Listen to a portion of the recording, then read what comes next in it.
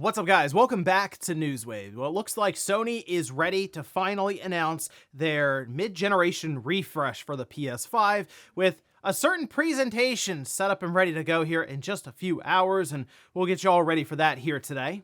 Also, we are going to be talking about Ubisoft, who has been having a rough time the stock market, and now it's even prompting calls from different investors that they need to make some big time changes. And then we also have a price increase from Sony, which we've heard before, but this one in particular left people scratching their heads. So if you guys enjoy these videos, make sure you hit that like button, helps out a ton. And if new here to the Spawnwave channel, make sure you subscribe down below. And of course, members to the channel do get Newswave early. If you'd like to learn more about that, click the join button down below this video. And we're going to start today with that Marvel vs. Capcom Fighting Collection, which is actually out here in just a couple of days. And it's really exciting because this being the big re-release of Marvel vs. Capcom 2, which I feel like that's the main game most people are buying this for, even though there's still several other titles along with like even a beat 'em up for Punisher. But still, we can see over on Metacritic, the current score sitting at an 86. Now, it's on the PS4. The other systems are basically about that anyway, so right in there in the mid-80s. And I looked over to see what the lowest score was out of all the different reviewers. I think it was like a 79 or an 80, so pretty standard stuff you'd expect here from a collection, which is what most of the different outlets covered and said. Now, there was some disappointment around the museum because it didn't seem like there was a big effort put forward to really dive into some of the history and even some of the characters in these different games, put them out there with concept art and biographies and stuff. It's pretty straightforward there with different drawings and concept art, and that's kind of it. But obviously the main event being Marvel vs. Capcom 2 and Marvel vs. Capcom, I mean, you're probably already buying it because of that anyway, so you're already sold. I guess the one disappointing part that I viewed here was that there's no crossplay apparently for this game. So wherever you do buy it, that's the platform you're playing it on. And that's unfortunate for fighting games where it would heavily benefit from as large a pool of players as possible, and walling it off from these different systems is going to make that actually more difficult to attain across the board. Otherwise though, yes, I'm picking it up digitally here soon, and then I'm also going to get it physically because, well, of course, they got me with the double dipping, but I got to have MVC2 physical. I've seen what happened every other time. It just kind of gets delisted and goes away. Also, we had a birthday yesterday. This we can see posted by Sega, who says, "Happy 25th birthday to the Sega Dreamcast. Our iconic console launched 9/9/99. That's some top shelf marketing right there. Revolutionizing gaming with innovative features and unforgettable classics from Sonic Adventures to Shenmue." And they have some pages here, which this I believe was from like the early marketing of the system, showing all the different features for it, including the VMU, which was a big deal then. But this was awesome when the system came out. I remember there's so much intrigue around this system from Sega after what happened with the Saturn, and they tried to right a lot of wrongs there. And it's wild to think that was 25 years ago for the Dreamcast. And you know what? The system is still fun now. I mean, the graphics still hold up actually pretty well, and that's because they're just sharper than what you see with the PS2 and others, with the way that they present visuals on screen. So I do think it's still worth picking up a Dreamcast to check it out if you can, or even just emulating it to try out what I thought were some very unique experiences at the time. But yeah, 25 years ago. Wait till next year when everyone realizes it's been 20 years since the Xbox 360 came out. Oh, and I have some good news for PlayStation 5 owners who would like to play a native version of Minecraft on their system. This was posted up over on the Minecraft website, and it's just the future development of Minecraft going forward, in that they say we're also working on bringing a native version of Minecraft to the PlayStation 5 because Minecraft is better when friends can play together on whichever device they want, which I'm not a big Minecraft person, but I can only assume there's the PS4 version has been working backwards compatible on the PlayStation 5. In this case, they, I guess, be able to just take better advantage of the hardware that's there with the PS5, and I'm sure they see more and more people moving to that platform as more and more of them sell anyway. So yeah, you probably want to have at least a native version available. No word exactly on when it's happening, but at least that is something that's now been announced, and we can look forward to that. And guys, with some of the quick news out of the way, let's get into the bigger stuff. Let's start right away with Sony and their presentation that is set to air here in just a few hours. This was posted up over on a PlayStation blog. They also have this very, very brief 10, 11 second trailer just to say a few things, mostly the journey continues. We can see this, though, over on the website. They say, join us for a streamed presentation hosted by Mark Cerny, lead architect of the PS5 console. The 9-minute technical presentation will focus on PS5 and innovations in gaming technology. Now, this is set to air 11 a.m. Eastern, 8 a.m. Pacific time today, and I'm going to be checking this out, and I feel like I'll probably post some sort of video kind of reacting to some of the stuff, and then we'll go over it in more fine detail tomorrow in Newswave. But, I mean, this is going to be the PS5 Pro, obviously, if you haven't figured that out by now, and if you look at the unlisted video as it is currently set up, it is just titled PS5 Pro, so they didn't really do much to hide this thing. I mean, they showed it to us in that 30th anniversary PlayStation card, kind of the side view of it with those 3 lines going across those typical PlayStation 5 plates. So it's all been there at this point, just in view. We're just waiting for them to make this sort of presentation, which Mark Cerny did a longer presentation for the PS4 Pro. The PS5, same deal, right? Where he sat there and talked about the shape of our ears and 3D audio. In this case, though, he should most likely be talking more about the visual side of things, and most likely this PSSR, or their AI upscaling technique, that will be, I feel like, leaned into heavily for the PlayStation 5 Pro, because when it comes to raw specs based on a lot of the technical details that have been floating around, this isn't going to be like head and shoulders significantly more powerful in terms of brute force numbers compared to the current PS5. As mentioned, that is like 40 to 50% faster technically, but the idea of having better upscaling techniques means you probably will hear things like 8K, and I'm just throwing this out, that the possibility that Mark Cerny mentions, I'm not kidding, 16K. I don't know if that's going to be a thing, but the fact that he's talking about AI upscaling, it's always possible. He says, well, I mean, the possibilities are endless. We go above 8K, maybe to 16K. Now, the other thing should be ray tracing, as it seems like this console in particular has been touted, kind of behind the scenes, again, rumor territory, that it will be able to achieve ray tracing without the massive trade-off that we see, where you cut the frame rate in half, and then sometimes it's even more than that to achieve those real-time looking reflections and other things that have been done with ray tracing that just make the world around you look a little more alive. The thing I would like to really hear about, though, is just improved frame rate. So, for example, there are many games I've played recently that, yes, image quality degrades when in performance mode, but even then, it's not able to hold a solid 60 frames per second. I'm thinking of Final Fantasy 16, I'm thinking of Black Myth Wukong. I'm sure the PS5 Pro will make those games look better. I would like to hear that in performance mode, you don't really have that much of a visual trade-off, and you're able to hit closer to that solid 60 frames per second at all times. And while we will be talking a bit more about the DualSense later in the show, the other rumor going around right now is that there will be some sort of new DualSense version that will also be talked about at this presentation, or at least shown next to the PS5 Pro. Hard to say exactly what it would be, other than just maybe, I would assume, better battery life and some internal revisions that we don't really know about until we tear it apart and check it out from there. I don't think there's anything that's groundbreaking that separates it from the current DualSense, because then you have to take into account this one controller with additional features that many developers probably just won't create for, since there are so many just current regular DualSense controllers out there. But I'm excited at the technology aspect of this. I'm also curious to see how Sony can present this as something that's more than a luxury item. We're already talking about luxury items with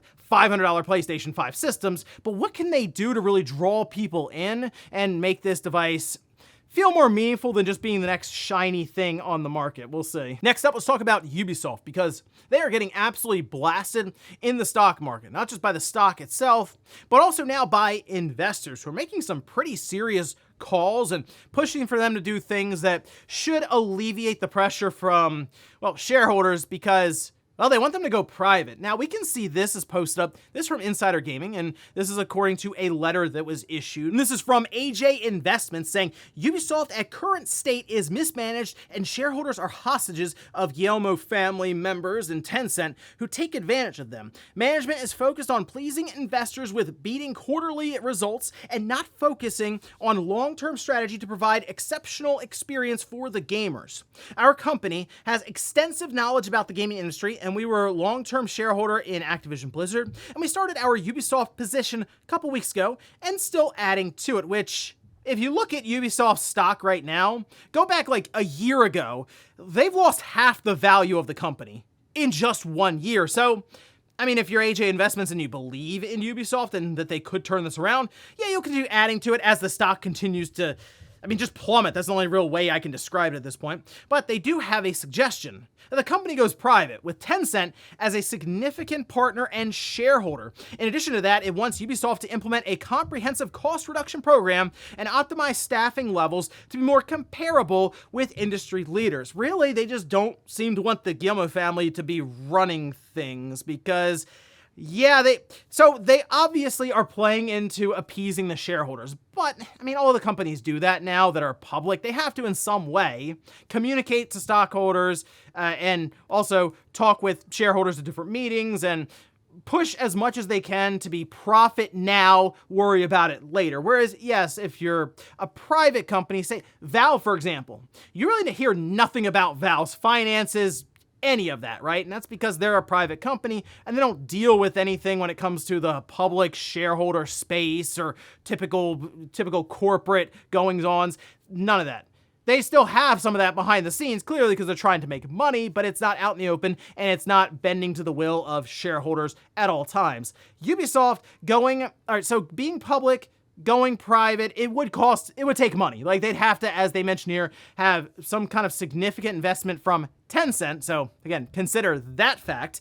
But it would allow them to spend more time looking inward and work to, I feel like, revitalize some of their older IPs that have just gone by the wayside, because shareholders like hearing, yes, about the next big live service game, the next big open world title, or the next 10 Assassin's Creed games. All I know is I remember back in the day, Ubisoft was a much more interesting and fun company to keep tabs on, and now it just feels like it's very much by the books, which, yeah, technically as Ubisoft dealing with shareholders at all times and pushing forward with these big profit-generating live service games that aren't really doing it as much anymore. Star Wars Outlaws didn't exactly move the needle. In fact, they went backwards, and I would be a bit concerned now about Assassin's Creed based on the current view of Ubisoft in, like, the gaming sphere right now. So, it's going to be tough for them going forward. They've already lost half the value of the company in a year, and who knows what the future holds for them at this point. Next up, let's talk about a weird price increase, one that definitely has people online just kind of scratching their heads, and it has to do with PlayStation's DualSense controller. This we can see over on IGN, where they say, despite no public announcement from the company, myriad retailers, including Sony's own PlayStation Direct, increased the price of all DualSense colorways by $5 on September 9th, so yesterday. You also saw it at Target, Best Buy, Amazon, and so on. And they go across the list of different color schemes like Starlight Blue, Galactic Purple, Cosmic Red, and so on. These now cost $74.99 instead of $69.99, while the more expensive colors, including Sterling Silver, Cobalt Blue, Volcanic Red, have increased to $79.99 from $74.99, essentially a $5 increase. And the thing that's, to me, so interesting about this is accessories, controllers, headsets. These would be higher margin items. The console, forget about it. If you're a retailer, you're not making any money on the console. A lot of times we would lose money to pay for shipping to get them in there. It would get people in the door and they would buy other things. Used games would be awesome, but even controllers and accessories, we would make decent enough margin on them to buy the system to get people on board. But that also means that Sony typically has a decent margin themselves on it. So when I saw this $5 increase, it did make me wonder, wow, okay, so sure, it's possible Sony is like, we don't want to lose any profit at all. We're not eating into it, and yes, that could be the case, but also it makes me wonder about some of the part costs right now going into controllers with what we've seen with inflation and hearing about stuff behind the scenes where just resources in general are becoming harder and harder to maintain at current price points, that the controllers are going up in price by $5. And it seems like a small amount, but still $5 for DualSense controllers across the board, that will add up over time. I've seen the joke that it's because Concord failed, so they're trying to make up the money. And I mean, look, it all goes into all the money goes into one pool, and then they use that, divvy it up, and spend it on different things and take chances. So in a way, yes, making more money from one spot could make up for money in another spot that's lost, but I don't think it would be a direct correlation just because the timing is lines up so well here. It's strange because many of us, I'm sure, who are older remember when things went down in price throughout the console's generation. We've only gone up in price for the PS5 console, the DualSense or the controllers, and technically the games to start off the generation when those moved up to $70. And in our last bit of news, let's talk about Astrobot that I've had an absolute blast with. I'm done the game now. I have all the bots, and I'm working down a couple of other trophies for the platinum, so I'll post that screenshot up over on Twitter when it's all done, because I just had a lot of fun with it. It's just a fun video game.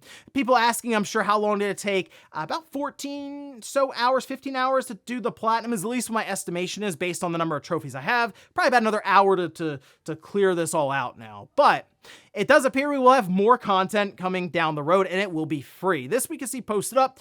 This is over on Gamatsu this is from Team Asobi, saying, yes, so we have free downloadable content. It's going to be free. It's going to come this year. It will be smaller. You know, it's not going to be like a huge amount, but it'll be focusing on one of the features that people enjoyed in Astro's Playroom. That was the speedruns. You know, there were some speedruns and levels were quite short, but it was the fact you could replay and keep shaving time off with some new VIP bots to rescue. So some characters we didn't include yet will appear, but yeah, that's going to come, and that's going to focus really on kind of challenging levels.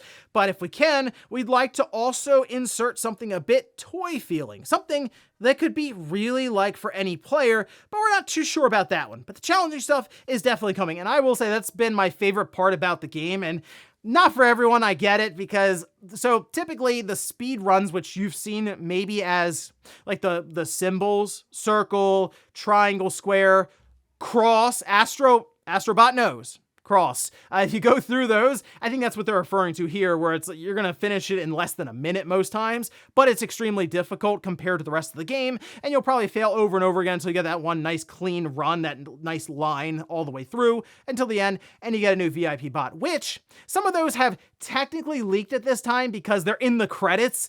So people went through, compiled a list of what the most likely bots would be to be part of the DLC here. I'm not going to put them out there because that could be kind of spoiler. It was fun finding these different VIP bots. What I will do, though, is link to this Gamatsu article down below that has a spoiler tag. You click it, and it will then populate and show you a list of all the different bots that most likely will be ahead in the DLC. And there's a couple of surprising ones in there, although I could say that about a number of different VIP bots that I found in Astrobot. It's, again, been a lot of fun, and I do recommend the game fully, especially if you're looking for the feeling from the old days. And when I say old days, I mean like even the beginning of the Switch era with Mario Odyssey for 3D platformers. It's just been a lot of nostalgic fun, but also kind of current with some of the gameplay mechanics they have there. And before we go to the comment of the day, we'll take a look at the poll that I posted up yesterday, where I ask, what's your final prediction for the PS5 Pro price? There it is, $600 leading the way. That's where I am with it. For like the digital version that we've seen, the sketch of, I'm coming in at $599.9, but you would have to buy the disc drive separately, meaning it would be about $680. They could still have a disc-based PS5 Pro, so we get like a dual SKU approach, and maybe that's $650. I'm honing in on that $600 mark. That's where I believe it to be, and I don't necessarily know if Mark Cerny's going to tell us that. I think that'll be part of a press release later on, similar to how they told us about the pricing for PlayStation 5 games later on after the presentation when they showed us a bunch of the games. In this case, they'll show us the system, all the cool stuff it can do, and then hit us with the price later on when the video's done. And we'll finish up with the comment of the day, as you're seeing here. This is from Bruce, who says, if Concord is ever relaunched, I bet they've rebranded Free Gunners. I've seen this a couple of times, by the way. Free Gunners, which I guess is what they call the different characters technically in the game. They're just like the Free Gunners.